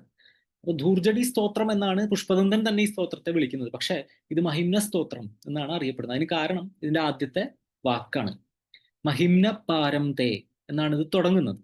അപ്പൊ ആ ആദ്യ വാക്കിൽ വെച്ചിട്ട്, ആ വാക്ക് വെച്ചിട്ടാണ് ഇതിന് ശിവമഹിമ്ന സ്തോത്രം എന്നുള്ള പേര് വന്നു. ഇപ്പൊ ധൂർജടി സ്തോത്രം എന്ന് പറഞ്ഞാൽ ആർക്കും മനസ്സിലാവില്ല, അങ്ങനെ ആയിട്ടുണ്ട്. മാത്രമല്ല ഈ പുഷ്പതന്തൻ ഇങ്ങനെ വരരുചിയായി വന്ന് പാണിനിയുടെ വ്യാകരണമൊക്കെ ശുദ്ധീകരിച്ചിട്ടുണ്ടെങ്കിൽ പോലും അദ്ദേഹം അറിയപ്പെടുന്നത് ഈ മഹിമ്ന സ്തോത്രത്തിന്റെ പേരിലാണ്. കാരണം അത്രയേറെ പ്രാധാന്യം ഇതിനുണ്ട്. അപ്പൊ ഈ സ്തോത്രം നോക്കുകയാണെങ്കിൽ തുടക്കത്തിൽ ശിവന്റെ രൂപവർണ്ണനയുടെ ഭാഗമാണ് വരുന്നത്. അടുത്തത് ഭക്തിയാണ് വരുന്നത്, ഭക്തിയുടെ ഏറ്റവും പാരമ്യം. അപ്പോൾ ഓൾറെഡി ഒരു ശിവഭക്തനായിരുന്നു, ശിവപാർഷദനായിരുന്നു, ശിവനെ നേരിൽ കണ്ട് ശിവപാർഷദനായി ജീവിച്ചിരുന്ന ഒരാളാണ് ഇത് എഴുതുന്നത്. അപ്പൊ അത്രയും നേരിൽ കണ്ട അനുഭവത്തിൽ നിന്ന് വരുന്ന ആ ഭക്തിയാണ് പുഷ്പതന്തനെ കൊണ്ട് ഇത് എഴുതിച്ചത്. മറ്റൊന്ന് തത്വചിന്തയാണ്. അപ്പൊ ഈ മൂന്ന് കാര്യങ്ങളും ഈ സ്തോത്രത്തിലുണ്ട്. ഒന്ന് രൂപവർണ്ണനയുണ്ട്, എന്താണോ ആ ദേവത. അപ്പൊ ശിവനെ സംബന്ധിച്ച് അത് നിരാകാരമുണ്ട്, ആകാരമുള്ള രൂപമുണ്ട്. ആകാരമുള്ള രൂപം എന്ന് പറഞ്ഞാൽ ഇന്ന് നമ്മൾ കാണുന്ന ശ്രീകണ്ഠ ശിവൻ, കൈലാസത്തിൽ നമ്മൾ ഇരിക്കുന്നു എന്ന് സങ്കല്പിക്കുന്നത്, അത് ശ്രീകണ്ഠ ശിവനാണ്. ആ രൂപവർണ്ണനയും ഇതിലടങ്ങിയിട്ടുണ്ട്. നിരാകാര ശിവനെ വർണ്ണിക്കുന്നുണ്ട്. അതോടൊപ്പം തന്നെ അതിതീവ്രമായിട്ടുള്ള ഭക്തി, അതോടൊപ്പം തന്നെ ഒട്ടും വിട്ടുവീഴ്ചയില്ലാത്ത തത്വചിന്ത. ഇങ്ങനെ ഈ മൂന്ന് കാര്യങ്ങൾ കൂടി സമ്മേളിക്കുന്ന ഒരു അപൂർവ കൃതിയാണ് ശിവമഹിമ്ന. ഈ പുഷ്പതന്തൻ 32 ശ്ലോകങ്ങളായിട്ടാണ് ഇത് എഴുതുന്നത്. അപ്പൊ അതിന്റെ ഒപ്പം തന്നെ ശിവരഹസ്യത്തിലെയും മറ്റും ചില ഫലശ്രുതികളൊക്കെ അതിനോടൊപ്പം ചേർത്തിട്ടാണ് ഇത് 40 ശ്ലോകങ്ങളായിട്ടാണ് പലരും ചൊല്ലാറുള്ളത്. അപ്പൊ ഇതിന്റെ പുഷ്പദന്തന് ആ പേര് വരാൻ കാരണം ഈ 32 ശ്ലോകങ്ങളാണെന്നാണ് പറയുന്നത്. അതായത് അദ്ദേഹം പുഷ്പങ്ങൾ മോഷ്ടിച്ചിട്ട് പിടിക്കപ്പെട്ടു. പുഷ്പങ്ങൾ മോഷ്ടിക്കുന്ന സമയത്ത് ശിവന്റെ നിർമാല്യത്തിൽ ചവിട്ടുന്നുണ്ട്. അപ്പൊ ഇങ്ങനെ പുഷ്പങ്ങൾ കൊണ്ടുണ്ടായ ഒരു ബുദ്ധിമുട്ട് അദ്ദേഹം പുഷ്പങ്ങൾ സമർപ്പിച്ചിട്ടാണ് തീർക്കുന്നത് എന്നാണ് പറയുന്നത്. അപ്പൊ 32 ശ്ലോകങ്ങളും പുഷ്പദന്തന്റെ 32 പുഷ്പാർച്ചനകളാണ്. അപ്പൊ ഈ ദന്തൻ എവിടെ നിന്ന് വന്നു? പല്ലിന്റെ എണ്ണം 32ആണ്. അപ്പൊ 32 ശ്ലോകങ്ങളായിട്ട് പുഷ്പങ്ങൾ അർപ്പിച്ചുകൊണ്ട് ശിവനെ അർച്ചന ചെയ്തത് കൊണ്ട് പുഷ്പദന്തൻ എന്ന് പേര് വന്നു എന്ന് ചില പണ്ഡിതരുടെ അഭിപ്രായമുണ്ട്. അപ്പൊ അതിനു മുമ്പ് പുഷ്പദന്തന്റെ പേരെന്തായിരുന്നു എന്ന് അറിയില്ല. അത് ഞാൻ പല സ്ഥലത്ത് നോക്കി, അതിനെവിടെയും ഒരു റെഫറൻസ് കിട്ടിയില്ല. അപ്പൊ അത് ചില പണ്ഡിതരുടെ അഭിപ്രായമാണ്. അത് സംസ്കൃതത്തിൽ ഇങ്ങനെ ഒരു ഗുണമുണ്ട്, വാക്കുകളെ നമുക്ക് ഇങ്ങനെ വ്യാഖ്യാനിച്ചു പോകും. അപ്പൊ ദന്തം എന്നുള്ളത് 32 എന്നുള്ള അർത്ഥത്തിൽ എടുത്താൽ ശിവമഹിംന അതുമായിട്ട് കണക്ട് ചെയ്ത് പുഷ്പദന്തൻ എന്നുള്ള പേര് അന്വർത്ഥമായി എന്ന് നമുക്ക് പറയാൻ സാധിക്കും. ഇതിന് നമുക്ക് കുറച്ച് വ്യാഖ്യാനങ്ങളൊക്കെ ഉണ്ട്. ഇത് ഒരുപാട് പഴക്കം ചെന്നതാണ്. അപ്പോൾ ഗന്ധർവൻ എഴുതിയതാണ്, മാത്രമല്ല ഇതിന് കാലം നിർണ്ണയിക്കപ്പെട്ടിട്ടില്ല. 12ാം നൂറ്റാണ്ടിൽ നമുക്ക് ഇതൊരു ശിലാലിഖിതമായിട്ട് കിട്ടിയിട്ടുണ്ട്. ശിലാലിഖിതമായിട്ട്, അതായത് കല്ലിൽ കൊത്തിവെച്ച രൂപത്തിൽ നമുക്ക് ശിവമഹിംന സ്തോത്രം 12ാം നൂറ്റാണ്ടിൽ കിട്ടിയിട്ടുണ്ട്. അപ്പൊ അതൊരു ശിലാലിഖിതമായിട്ട് വരണം എന്നുണ്ടെങ്കിൽ അതിനു മുമ്പേ അത് പ്രചാരത്തിൽ ഉണ്ടായിരുന്നു എന്നാണ് അർത്ഥം. നമുക്ക് കാലം നിർണ്ണയിക്കാനാവാത്ത വിധം പഴക്കമുള്ളതാണ്. മാത്രമല്ല ഒരു ഗന്ധർവൻ അത് എഴുതി എന്ന് പറയുന്ന സമയത്ത് നമ്മൾ മനുഷ്യർ ചിന്തിക്കുന്ന ഒരു കാലഘട്ടത്തിലായിരിക്കില്ല അത് സംഭവിച്ചിട്ടുണ്ടാവുക. നമ്മളെ കാലഗണനയായിരിക്കില്ല അവിടെ പ്രയോഗിക്കാൻ പറ്റുക. അപ്പൊ അങ്ങനെ ഒരു വ്യത്യാസം ഉണ്ട്. അപ്പൊ അതുകൊണ്ട് ഇതിന്റെ കാലം നിർണ്ണയിക്കുന്നത് അസാധ്യമാണ്. ഇതിനൊരുപാട് വ്യാഖ്യാനങ്ങളൊക്കെ വന്നിട്ടുണ്ട്. മധുസൂദന സരസ്വതി എന്ന് പറയുന്ന ഒരു അദ്ദേഹമുണ്ട്. കാശിയിലാണ് അദ്ദേഹം ജീവിച്ചിരുന്നത്. അദ്ദേഹത്തിന്റെ ഒരു ടീക്ക ഉണ്ട്, അതിന് മധുസൂദനി എന്നാണ് അതിന്റെ ആ ടീക്കയുടെ പേര്. മധുസൂദൻ എഴുതിയതുകൊണ്ട് മധുസൂദനി. അദ്ദേഹം ചെയ്ത ഒരു പ്രവൃത്തി എന്താന്ന് വെച്ച് കഴിഞ്ഞാൽ ഈ സ്തോത്രത്തെ 2 രീതിയിൽ വ്യാഖ്യാനിച്ചു. ഒന്ന് ശിവപക്ഷം, ഒന്ന് വിഷ്ണുപക്ഷം. അപ്പൊ അതിനെ ഹരിഹര ടീക്ക എന്നാണ് പറയുക. അപ്പൊ ഒരേ ശ്ലോകം എടുത്തിട്ട്, സംസ്കൃതത്തിൽ ഒരു വാക്കിന് നാനാർത്ഥങ്ങൾ ഉണ്ടല്ലോ, ഒരു ശ്ലോകം എടുക്കുന്നു, അതിന് ഹരിപക്ഷം, അത് വിഷ്ണു ആയാൽ എങ്ങനെ എന്നുള്ള രീതിയിൽ ഒരു ടീക്ക എഴുതി. ഹരപക്ഷം, അത് ശിവനാണെങ്കിൽ എങ്ങനെ എന്ന രീതിയിലും എഴുതി. അപ്പൊ അങ്ങനെ പല അത്ഭുതങ്ങളും നമുക്ക് സംസ്കൃത ഭാഷ കൊണ്ട് ചെയ്യാൻ സാധിക്കും. പണ്ഡിറ്റ് കോമൾ രാജ് എന്ന് പറയുന്ന അദ്ദേഹത്തിന്റെ സുബോധിനി എന്ന് പറയുന്ന ഒരു ടീക്ക ഉണ്ട്. ഇതൊക്കെ സംസ്കൃത ടീക്കകളാണ് കേട്ടോ. പിന്നെ മംഗളാനന്ദ, അദ്ദേഹത്തിന്റെ മറ്റൊരു പേര് കാശികാനന്ദ എന്നാണ്. അപ്പൊ കാശികയിലുള്ള ഒരു പ്രാഗൽഭ്യം കൊണ്ട് മംഗളാനന്ദയെ കാശികാനന്ദ എന്നാണ് വിളിക്കുക. അപ്പൊ അദ്ദേഹം സ്പന്ദവാർത്തികം എന്ന് പറയുന്ന ഒരു വിഷയത്തെ ആസ്പദമാക്കിയിട്ട് ഈ ശിവമഹിംനയെ വ്യാഖ്യാനിച്ചിട്ടുണ്ട്. ഇത് ഒക്കെയാണ് മധുസൂദനി, സുബോധിനി, സ്പന്ദവാർത്തികത്തിനനുസരിച്ചിട്ട് തയ്യാറാക്കിയിട്ടുള്ള കാശികാനന്ദനാഥന്റെ ടീക്ക. ഇത്രയൊക്കെയാണ് നമുക്ക് പ്രധാനമായിട്ട് ലഭ്യമായിട്ടുള്ള ടീക്ക. നാരായണി എന്ന് പറയുന്ന ഒരു ടീക്കയും ലഭ്യമാണ്. അപ്പൊ അത് കുറച്ച് ഹിന്ദി ആണെന്ന് തോന്നുന്നു, എനിക്കത് കൈ കിട്ടിയിട്ടില്ല. അത് ഹിന്ദി വേർഷൻ ആണെന്നാണ് അനുമാനിക്കുന്നത്. അപ്പൊ ഇത്രയും പറഞ്ഞ പുഷ്പദന്തന്റെയും വരരുചിയുടെ ഒക്കെ കഥ നമുക്ക് കാണാൻ സാധിക്കുന്നത് കഥാസരിത്സാഗരത്തിലാണ്. കഥാസരിത്സാഗരം എന്ന് പറയുന്ന ബൃഹത് ഗ്രന്ഥത്തിലാണ് നമ്മളിപ്പോ ഇത്രയും നേരം പറഞ്ഞുകൊണ്ടിരുന്ന കഥ നമുക്ക് കിട്ടുക. മാത്രമല്ല ഈ പുഷ്പദന്തന്റെ റെഫറൻസും നമുക്ക് മഹാഭാരതത്തിലും സ്കന്ദപുരാണത്തിലും ലിംഗപുരാണത്തിലൊക്കെ പറയുന്നുണ്ട്. ലിംഗപുരാണത്തിൽ നോക്കിക്കഴിഞ്ഞാൽ ശിവന് അഭിഷേകം ചെയ്യുന്ന സമയത്ത് അഭിഷേക മഹാത്മ്യം വർണ്ണിക്കുന്ന ഒരു രംഗമുണ്ട്. അപ്പൊ അവിടെ പ്രഥമ ആവരണത്തിൽ ഒരു ദേവതയായിട്ട് പോലും പുഷ്പദന്തനെ പറഞ്ഞിട്ടുണ്ട്. അപ്പൊ അത്രയും ശിവനോട് ഏറ്റവും ചേർന്ന് നിൽക്കുന്ന ശിവപാർഷദൻ തന്നെയാണ് ഇത് എഴുതിയത് എന്ന് നമുക്ക് മനസ്സിലാക്കാം. ഇത് ലിംഗപുരാണത്തിലാണ് പറഞ്ഞിരിക്കുന്നത്. അപ്പൊ ഒരു ദേവത, ശിവന്റെ ഒരു ആവരണ ദേവതയായിട്ട് തന്നെ പുഷ്പദന്തനെ പറഞ്ഞിട്ടുണ്ട്. ഒരു കാര്യം കൂടി, ഇത് ശിഖരിണി എന്ന് പറയുന്ന വൃത്തത്തിലാണ്. ശിഖരിണി വൃത്തത്തിൽ നിങ്ങൾ ഒരു കാര്യം പഠിച്ചിട്ടുണ്ടാവും, അത് സൗന്ദര്യലഹരിയാണ്. ശങ്കരാചാര്യർ രചിച്ച സൗന്ദര്യലഹരി ശിഖരിണി വൃത്തത്തിലാണ്. അതേ വൃത്തത്തിൽ തന്നെയാണ് പുഷ്പദന്തൻ ഇത് രചിച്ചിരിക്കുന്നത്. ശിഖരിണിയുടെ പ്രത്യേകത, ഒരു വരിയിൽ 17 അക്ഷരമാണ്. 17 അക്ഷരങ്ങൾ, അത് നമുക്ക് 6, 11 എന്നുള്ള രീതിയിൽ മുറിക്കാം. അതിൻ്റെ ഒരു ശിഖരിണിയുടെ ലക്ഷണം പറയുമ്പോൾ അങ്ങനെയാണ്: രസൈ രുദ്രൈ ചിന്ന യമന സബലാക ശിഖരിണി എന്നാണ് പറയാം. രസൈ രുദ്രൈ, രസം രസങ്ങളാണ്, ഷഡ്രസം എന്ന് പറഞ്ഞാൽ 11 രുദ്രന്മാരാണ്, ഏകാദശ രുദ്രന്മാര്. രസൈ രുദ്രൈ ചിന്ന എന്ന് പറഞ്ഞാൽ 6, 11 എന്ന രീതിയിൽ മുറിക്കാം. അപ്പൊ ഒരു വരിയിൽ 17 അക്ഷരം ഉണ്ടാവും. അതിനെ 6 കഴിഞ്ഞിട്ട് നമുക്കൊരു ശ്വാസം എടുക്കാൻ വേണമെങ്കിൽ അവിടെ ഒരു യതി, ഒരു നിർത്തൽ അവിടെ ചെയ്യാം. അത് കഴിഞ്ഞാൽ പിന്നെ അത് ആ വരി മുഴുവൻ കഴിഞ്ഞിട്ടേ നിർത്താൻ പറ്റുള്ളൂ. 11 അക്ഷരം, അപ്പം മൊത്തം 17 അക്ഷരം ഉണ്ടാവും. യമന സബലാക ശിഖരിണി. ആ യമന സബലാക കുറച്ച് വലിയ വിഷയമാണ്. അത് മാത്രയ്ക്ക് അനുസരിച്ചിട്ട് ആണ്. അപ്പോൾ 3 അക്ഷരം വെച്ചിട്ട് ലഘുവാണോ ഗുരുവാണോ എന്ന് ചിന്തിച്ചിട്ട് പോകേണ്ട ഒരു രീതിയാണ്. അപ്പൊ വെറുതെ പണ്ടുള്ളവരൊന്നും വെറുതെ കവിത എഴുതിയിരുന്നതല്ല. ഇത് കൃത്യമായി പാലിച്ചിട്ടേ ഒരാൾക്ക് ഒരു സ്തോത്രം രചിക്കാൻ പറ്റുള്ളൂ, ഒരു കവിതയോ സ്തോത്രമോ രചിക്കാൻ പറ്റുള്ളൂ. അപ്പൊ അത് വളരെ ടഫായിട്ടുള്ള ഒരു വൃത്തം തന്നെയാണ്. അപ്പൊ അങ്ങനെ ശിഖരിണി എന്ന് പറയുന്ന വൃത്തത്തിലാണ് ഇത് രചിച്ചിരിക്കുന്നത്. അപ്പൊ ഇതിന്റെ ചുവട് പിടിച്ചിട്ട് മറ്റു മഹിമ്നകളും ഉണ്ടായിട്ടുണ്ട്. നമ്മൾ ശിവമഹിമ്ന മാത്രമല്ല ഉള്ളത്, ശ്രീരാമ മഹിമ്ന സ്തോത്രമുണ്ട്, ദേവിയുടെ ശക്തി മഹിമ്ന സ്തോത്രമുണ്ട്, ഗണേശ മഹിമ്ന സ്തോത്രമുണ്ട്. ഇതൊക്കെ ശിഖരിണിയിലാണ് എഴുതിയിരിക്കുന്നത്. അപ്പൊ ശിവമഹിമ്നയുടെ ചുവട് പിടിച്ചിട്ടാണ് ഈ കൃതികളൊക്കെ ശിഖരിണിയിൽ വന്നിട്ടുള്ളത്. അതുകൊണ്ട് ശിഖരിണിക്ക് മഹിമ്ന ഛന്ദസ് എന്നൊരു പേര് കൂടി ഉണ്ട്. കാരണം ഈ ശിവമഹിമ്നയുടെയും അതിന്റെ ചൂട് പിടിച്ച് വന്നിട്ടുള്ള മറ്റ് മഹിമ്ന സ്തോത്രങ്ങളുടെയും ഒരു പ്രചാരം കൊണ്ട് ശിഖരിണി വൃത്തത്തിനെ മഹിമ്നാ വൃത്തം എന്നും വിളിക്കാറുണ്ട്. ഇത്രയാണ് ഒരു ഇൻട്രോ എന്നുള്ള രീതിയിൽ പറയാൻ ഉദ്ദേശിച്ചത്. വരുന്ന ദിവസങ്ങളിൽ നമുക്ക് ഏകദേശം ഒരു ദിവസം 6 ശ്ലോകങ്ങൾ വീതമായിട്ട് നമുക്ക് കവർ ചെയ്ത് പോകാം എന്നാണ് വിചാരിക്കുന്നത്. 6 7 ശ്ലോകങ്ങളായിട്ട് കവർ ചെയ്ത് പോവാം. വരുന്ന 5 ദിവസങ്ങളും കൊണ്ട് നമുക്ക് അവസാനിപ്പിക്കാം. അപ്പോൾ വേറെ എന്തെങ്കിലും ഈ പറഞ്ഞതുമായിട്ട് ബന്ധപ്പെട്ട് ചോദിക്കാനോ നിങ്ങൾക്ക് എന്തെങ്കിലും കൂട്ടിച്ചേർക്കാനോ ഒക്കെ ഉണ്ടെങ്കിൽ ഹാൻഡ് റൈസ് ചെയ്യാം, അല്ലെങ്കിൽ ചാറ്റിൽ പറയാം. ശരി.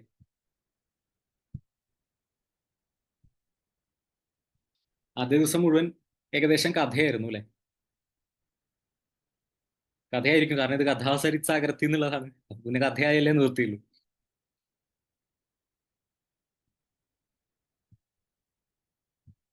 സ്ക്രിപ്റ്റ് അയക്കാമോ?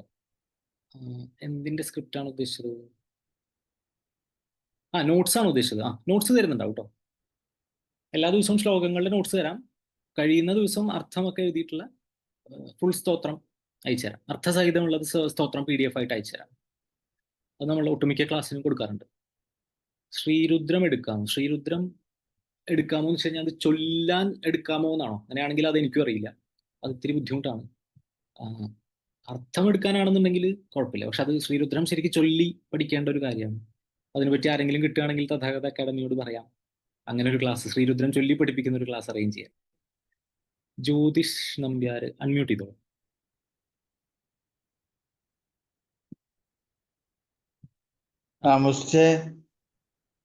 നമസ്കാരം. ഞാൻ ഇപ്പൊ ഗ്രൂപ്പ് നോക്കിയേ, ശ്രദ്ധിച്ചില്ല, ലിങ്ക് നേരത്തെ നോക്കിയേ. ഞാൻ ഇപ്പൊ ഗ്രൂപ്പ് നോക്കിയേ. നാളെ ഉണ്ടാവോ സൂമിൽ ക്ലാസ്? ഇനി വരുന്ന 6 ദിവസം ഉണ്ടാവും. ഇനി വരുന്ന 5 ദിവസം. ഇനി വരുന്ന 5 ദിവസം. നോക്കിയില്ല, പെട്ടെന്ന് ഇപ്പൊ നോക്കിയ മെസ്സേജ്. കുഴപ്പമില്ല, എല്ലാ ദിവസവും 8 മണിക്ക് തന്നെ ഇനി വരുന്ന 5 ദിവസമായിട്ടുണ്ടാവും. ഗ്രൂപ്പിൽ അറിയിപ്പ് വരും കേട്ടോ, എന്താ ചെയ്യേണ്ടത്, എങ്ങനെ ജോയിൻ ചെയ്യുക, ലിങ്ക് കാര്യങ്ങളൊക്കെ ആ ഗ്രൂപ്പിൽ വരും. നോർത്തിൽ കൂടുതൽ ആൾക്കാർ ഗോത്രം അറിയില്ലെങ്കിൽ കശ്യപ ഗോത്രമാണ് പറയുക. ഗോത്രം അറിയില്ലെങ്കിൽ അല്ലേ? ഓക്കെ, കശ്യപ ഗോത്രം ശരിക്കും ഉണ്ട്. അത് അവരറിയാത്തത് കൊണ്ട് പറയുന്നതാണോന്ന് അറിയില്ല. ചിലപ്പോൾ അവർ കശ്യപ ഗോത്രം തന്നെ ആയിരിക്കാം. പക്ഷെ ഈ വിശ്വാമിത്രനാണ് ഇങ്ങനെ പറഞ്ഞിരിക്കുന്നത്. ഗോത്രം അറിയാത്തവരുണ്ടെങ്കിൽ അത് എന്റെ ഗോത്രമായിട്ട് അംഗീകരിക്കണം എന്ന് വിശ്വാമിത്രൻ പറഞ്ഞിട്ടുണ്ട്. വിശ്വാമിത്രൻ ഗായത്രി മന്ത്രത്തിന്റെ ഋഷിയാണ്.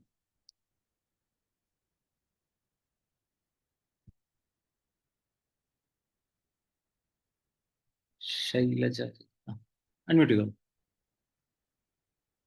ഞങ്ങള് പുറത്ത് ഉള്ളപ്പോ ഇതുമാതിരി അമ്പലത്തിൽ പോകുമ്പോ അറിയാതെ അപ്പൊ അവര് പറഞ്ഞു നിങ്ങൾ കേരളയിൽ നിന്നല്ലേ, അപ്പൊ പരശുരാമ ഗോത്രം എന്ന് പറഞ്ഞാളാൻ പറഞ്ഞു. അപ്പൊ പിന്നെ ഇപ്പൊ പിന്നെ ഗുരുനാഥന്റെ ഗോത്രം പറയാമെന്ന് പറഞ്ഞത് കാരണം ഇപ്പൊ ശ്രീനാഥൻ. അത് ശരിയാ, നമ്മൾ ദീക്ഷ കഴിഞ്ഞാൽ പിന്നെ ഗുരുനാഥന്റെ ഗോത്രമായിട്ട് പറയാം. ശരിയാണ്. പരശുരാമന്റെ ഗോത്രം അവർ ആ ലോജിക്കില് പറഞ്ഞാണ്. പരശുരാമ ക്ഷേത്രമായിട്ടാണല്ലോ കേരളം അറിയപ്പെടുന്നത്. അപ്പൊ പരശുരാമ ഗോത്രം എന്ന് പറഞ്ഞോളൂ എന്ന് പറഞ്ഞു. Thank you. ശരി.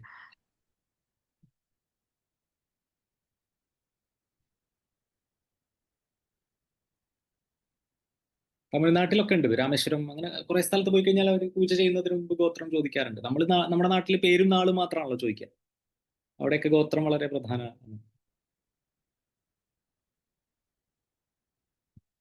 വേറെ എന്തെങ്കിലും ചോദിക്കാനോ അല്ലെങ്കിൽ ഇതിനോട് കൂട്ടിച്ചേർക്കാനോ ഉണ്ടോ?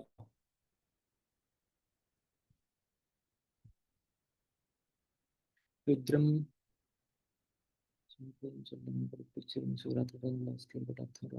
ഓക്കെ, അർത്ഥത്തിന്റെ ക്ലാസ് ആണെങ്കിലും അത് ചെയ്യാവുന്നതേ ഉള്ളൂ. അത് പിന്നെ ശിവന്റെ പേരുകൾ തന്നെയാണ് അതിൽ വരുന്നത്. അപ്പൊ ആ പേരെന്താണെന്ന് അതിന്റെ ധാതു വെച്ചിട്ട് എക്സ്പ്ലെയിൻ ചെയ്യേണ്ടി വരും. ഇത്രയേ ഉള്ളൂ. ചൊല്ലാൻ പഠിപ്പിച്ചിരുന്നു അല്ലേ?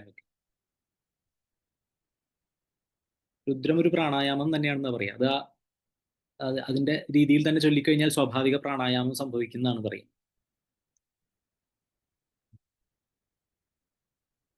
കശ്യപ മഹർഷിയും വിശ്വാമിത്ര മഹർഷിയും ഒന്നല്ല. കശ്യപനും വിശ്വാമിത്രനും ഒന്നല്ലല്ലോ.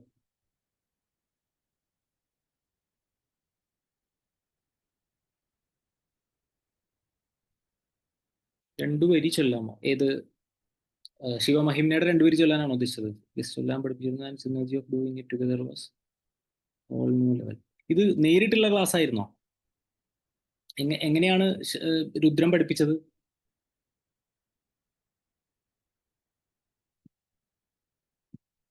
വരരുചി എന്ന പേരിൽ രണ്ടുപേര് അതിൽ പേരിലുണ്ടാവും. വരരുചി എന്നുള്ള പേരിൽ രണ്ടുപേരുണ്ടെന്നാണ് ഇപ്പോൾ അഭിപ്രായം. കാരണം അത് ഈ പറഞ്ഞൊരു കൺഫ്യൂഷൻ വരാതിരിക്കാൻ വേണ്ടിയിട്ടാണ്. വരരുചി രണ്ടുപേരുണ്ടെന്ന് ഭാവിച്ചു കഴിഞ്ഞാൽ ഈ പ്രശ്നമില്ല. കാരണം കേരളത്തിലേക്ക് വരുന്ന സമയത്ത് പറയിപെറ്റ പന്തിരുകുലം ഒക്കെ വരരുചിയുടെ പരമ്പരയാണല്ലോ. ആ കൺഫ്യൂഷൻ വരാതിരിക്കാൻ വേണ്ടിയിട്ടാണ് വരരുചി ഒന്നിലധികം ആൾക്കാരുണ്ട് എന്ന് പറഞ്ഞത്.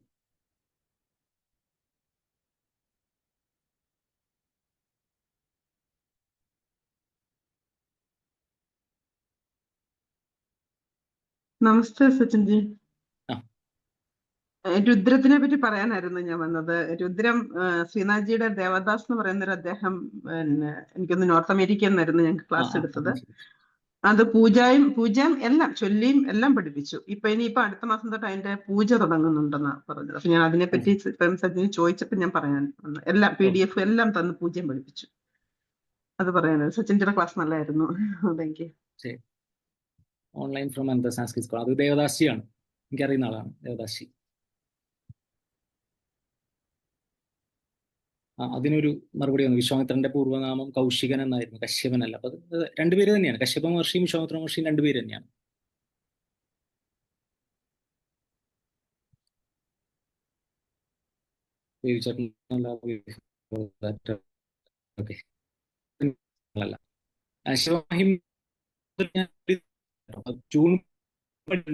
പറഞ്ഞിട്ടുണ്ടാവുക ചൊല്ലി തന്നെ പഠിക്കും.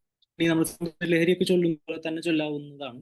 സെയിം ട്യൂണാണ്. നാളെ നമുക്കത് ശ്ലോകം ചൊല്ലി തന്നെ പഠിക്കാം. ഒന്ന് പഠിച്ചാൽ മതി, ബാക്കിയൊക്കെ പിന്നെ വായിച്ചെടുക്കാം. സഞ്ജയ് പറഞ്ഞോളൂ. സച്ചിൻജി നമസ്തേ, കേൾക്കുന്നുണ്ടോ? ഹലോ. എനിക്കൊരു സംശയം ഉണ്ടായത്, ഈ പരമ്പരയും ഗോത്രവും തമ്മിലുള്ള വ്യത്യാസം എന്താണ്? രണ്ടും ഒന്നാണോ? വ്യത്യാസം ഉണ്ടോ?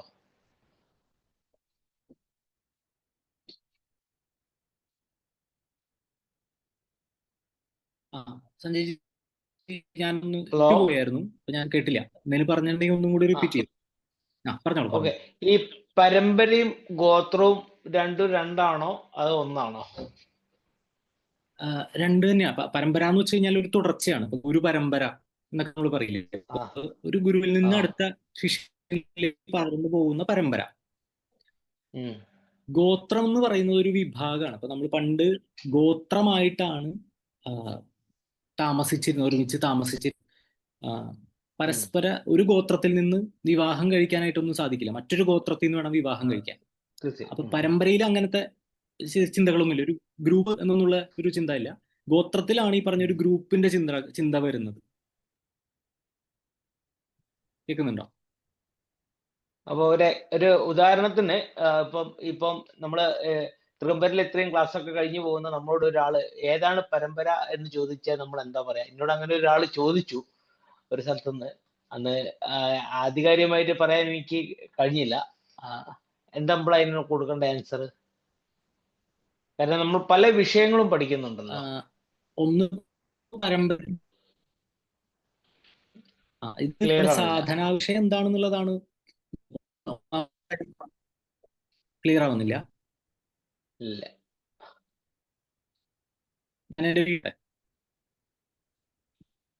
ഇപ്പൊ കേൾക്കുന്നുണ്ടോ? കട്ടായിട്ടാണ് ഒരു വിധം.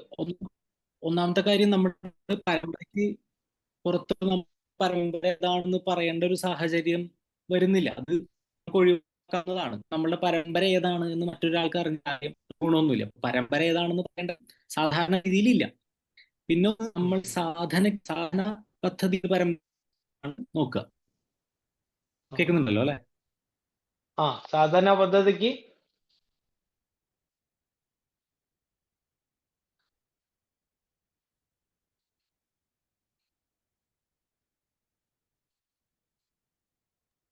ഒരു മിനിറ്റ് ഒന്ന് ബ്രേക്ക് ആയിട്ട്.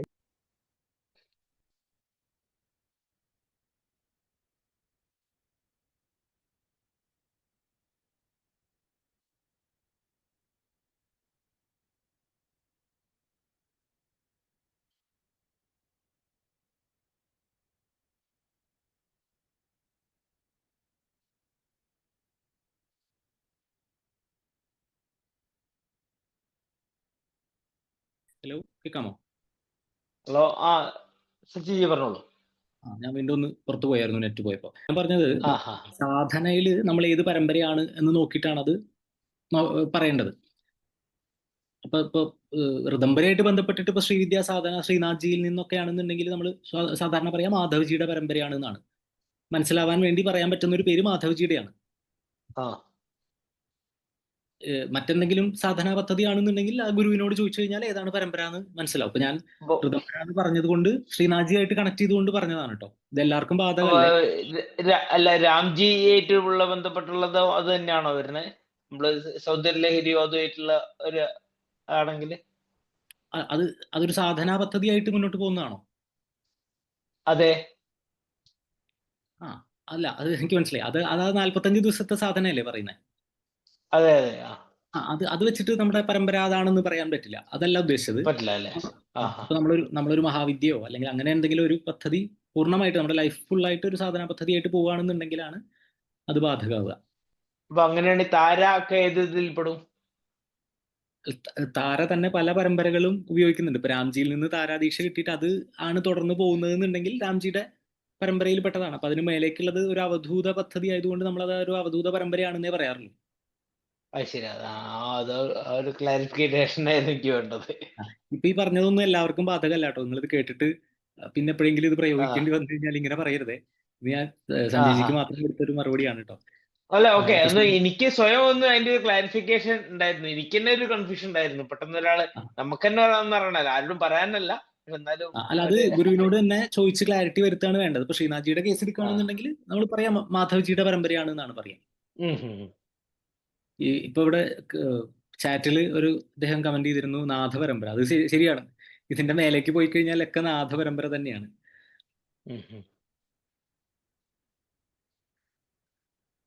ഓക്കെ, വളരെ ഉപകാരം. ഒരു വലിയൊരു കാരണം രാംജിനെ ഒന്നും അത്ര സ്മൂത്ത് ആയിട്ട് കിട്ടാറില്ല. ക്ലാസ്സിനിടയിൽ ചോദിച്ചോളൂ, അല്ലെങ്കിൽ എപ്പോഴെങ്കിലും ഋതംബരയിലൊക്കെ പോകുമ്പോ ചോദിച്ചോളൂ. Okay okay, thank you. ശരി ശരി. We get ശ്ലോകം lyrics shall it post in group. PDF ആയിട്ട് ഗ്രൂപ്പിൽ അയച്ചു തരാം. അവസാന ദിവസം അർത്ഥസഹിതമുള്ള PDF അയച്ചു തരാം. വേണുജിയാണ് രുദ്രം പഠിപ്പിച്ചേ. ഓക്കെ, വേണുജിയാണ് പഠിപ്പിച്ചത്. ശരി ശരി. ഇപ്പൊ വേറെ അങ്ങനെ സംശയങ്ങളൊന്നും ഇല്ല എന്നുള്ളത്. ഇന്നിപ്പോ നമ്മൾ കഥയാണല്ലോ പറഞ്ഞത്. കഥയിൽ അങ്ങനെ പ്രത്യേകിച്ച് സംശയം ഉണ്ടാവാറൊന്നുമില്ല. അതുകൊണ്ട് അപ്പൊ ഇനി നമുക്ക് വരുന്ന ദിവസങ്ങളിൽ മഹിമസ്തോത്രം കവർ ചെയ്ത് പോവാം. ആ സമയത്ത് തുടക്കത്തിലൊന്നും സംശയം ഉണ്ടാവില്ല. രൂപവർണ്ണനയും മറ്റു കാര്യങ്ങളൊക്കെയാണ്. അങ്ങനെ പഠിച്ചു പോവാം. അപ്പൊ അവസാനിപ്പിക്കല്ലേ പ്രസീദ് ചേട്ടാ? എന്തെങ്കിലും ആഡ് ചെയ്യാനുണ്ടോ? ഇല്ല. ശരി. അപ്പൊ എല്ലാവർക്കും നാളെ നല്ലൊരു രാത്രി ആശംസിക്കുന്നു. നവരാത്രി ആശംസകൾ. നാളെ 8 മണിക്ക് കാണാം.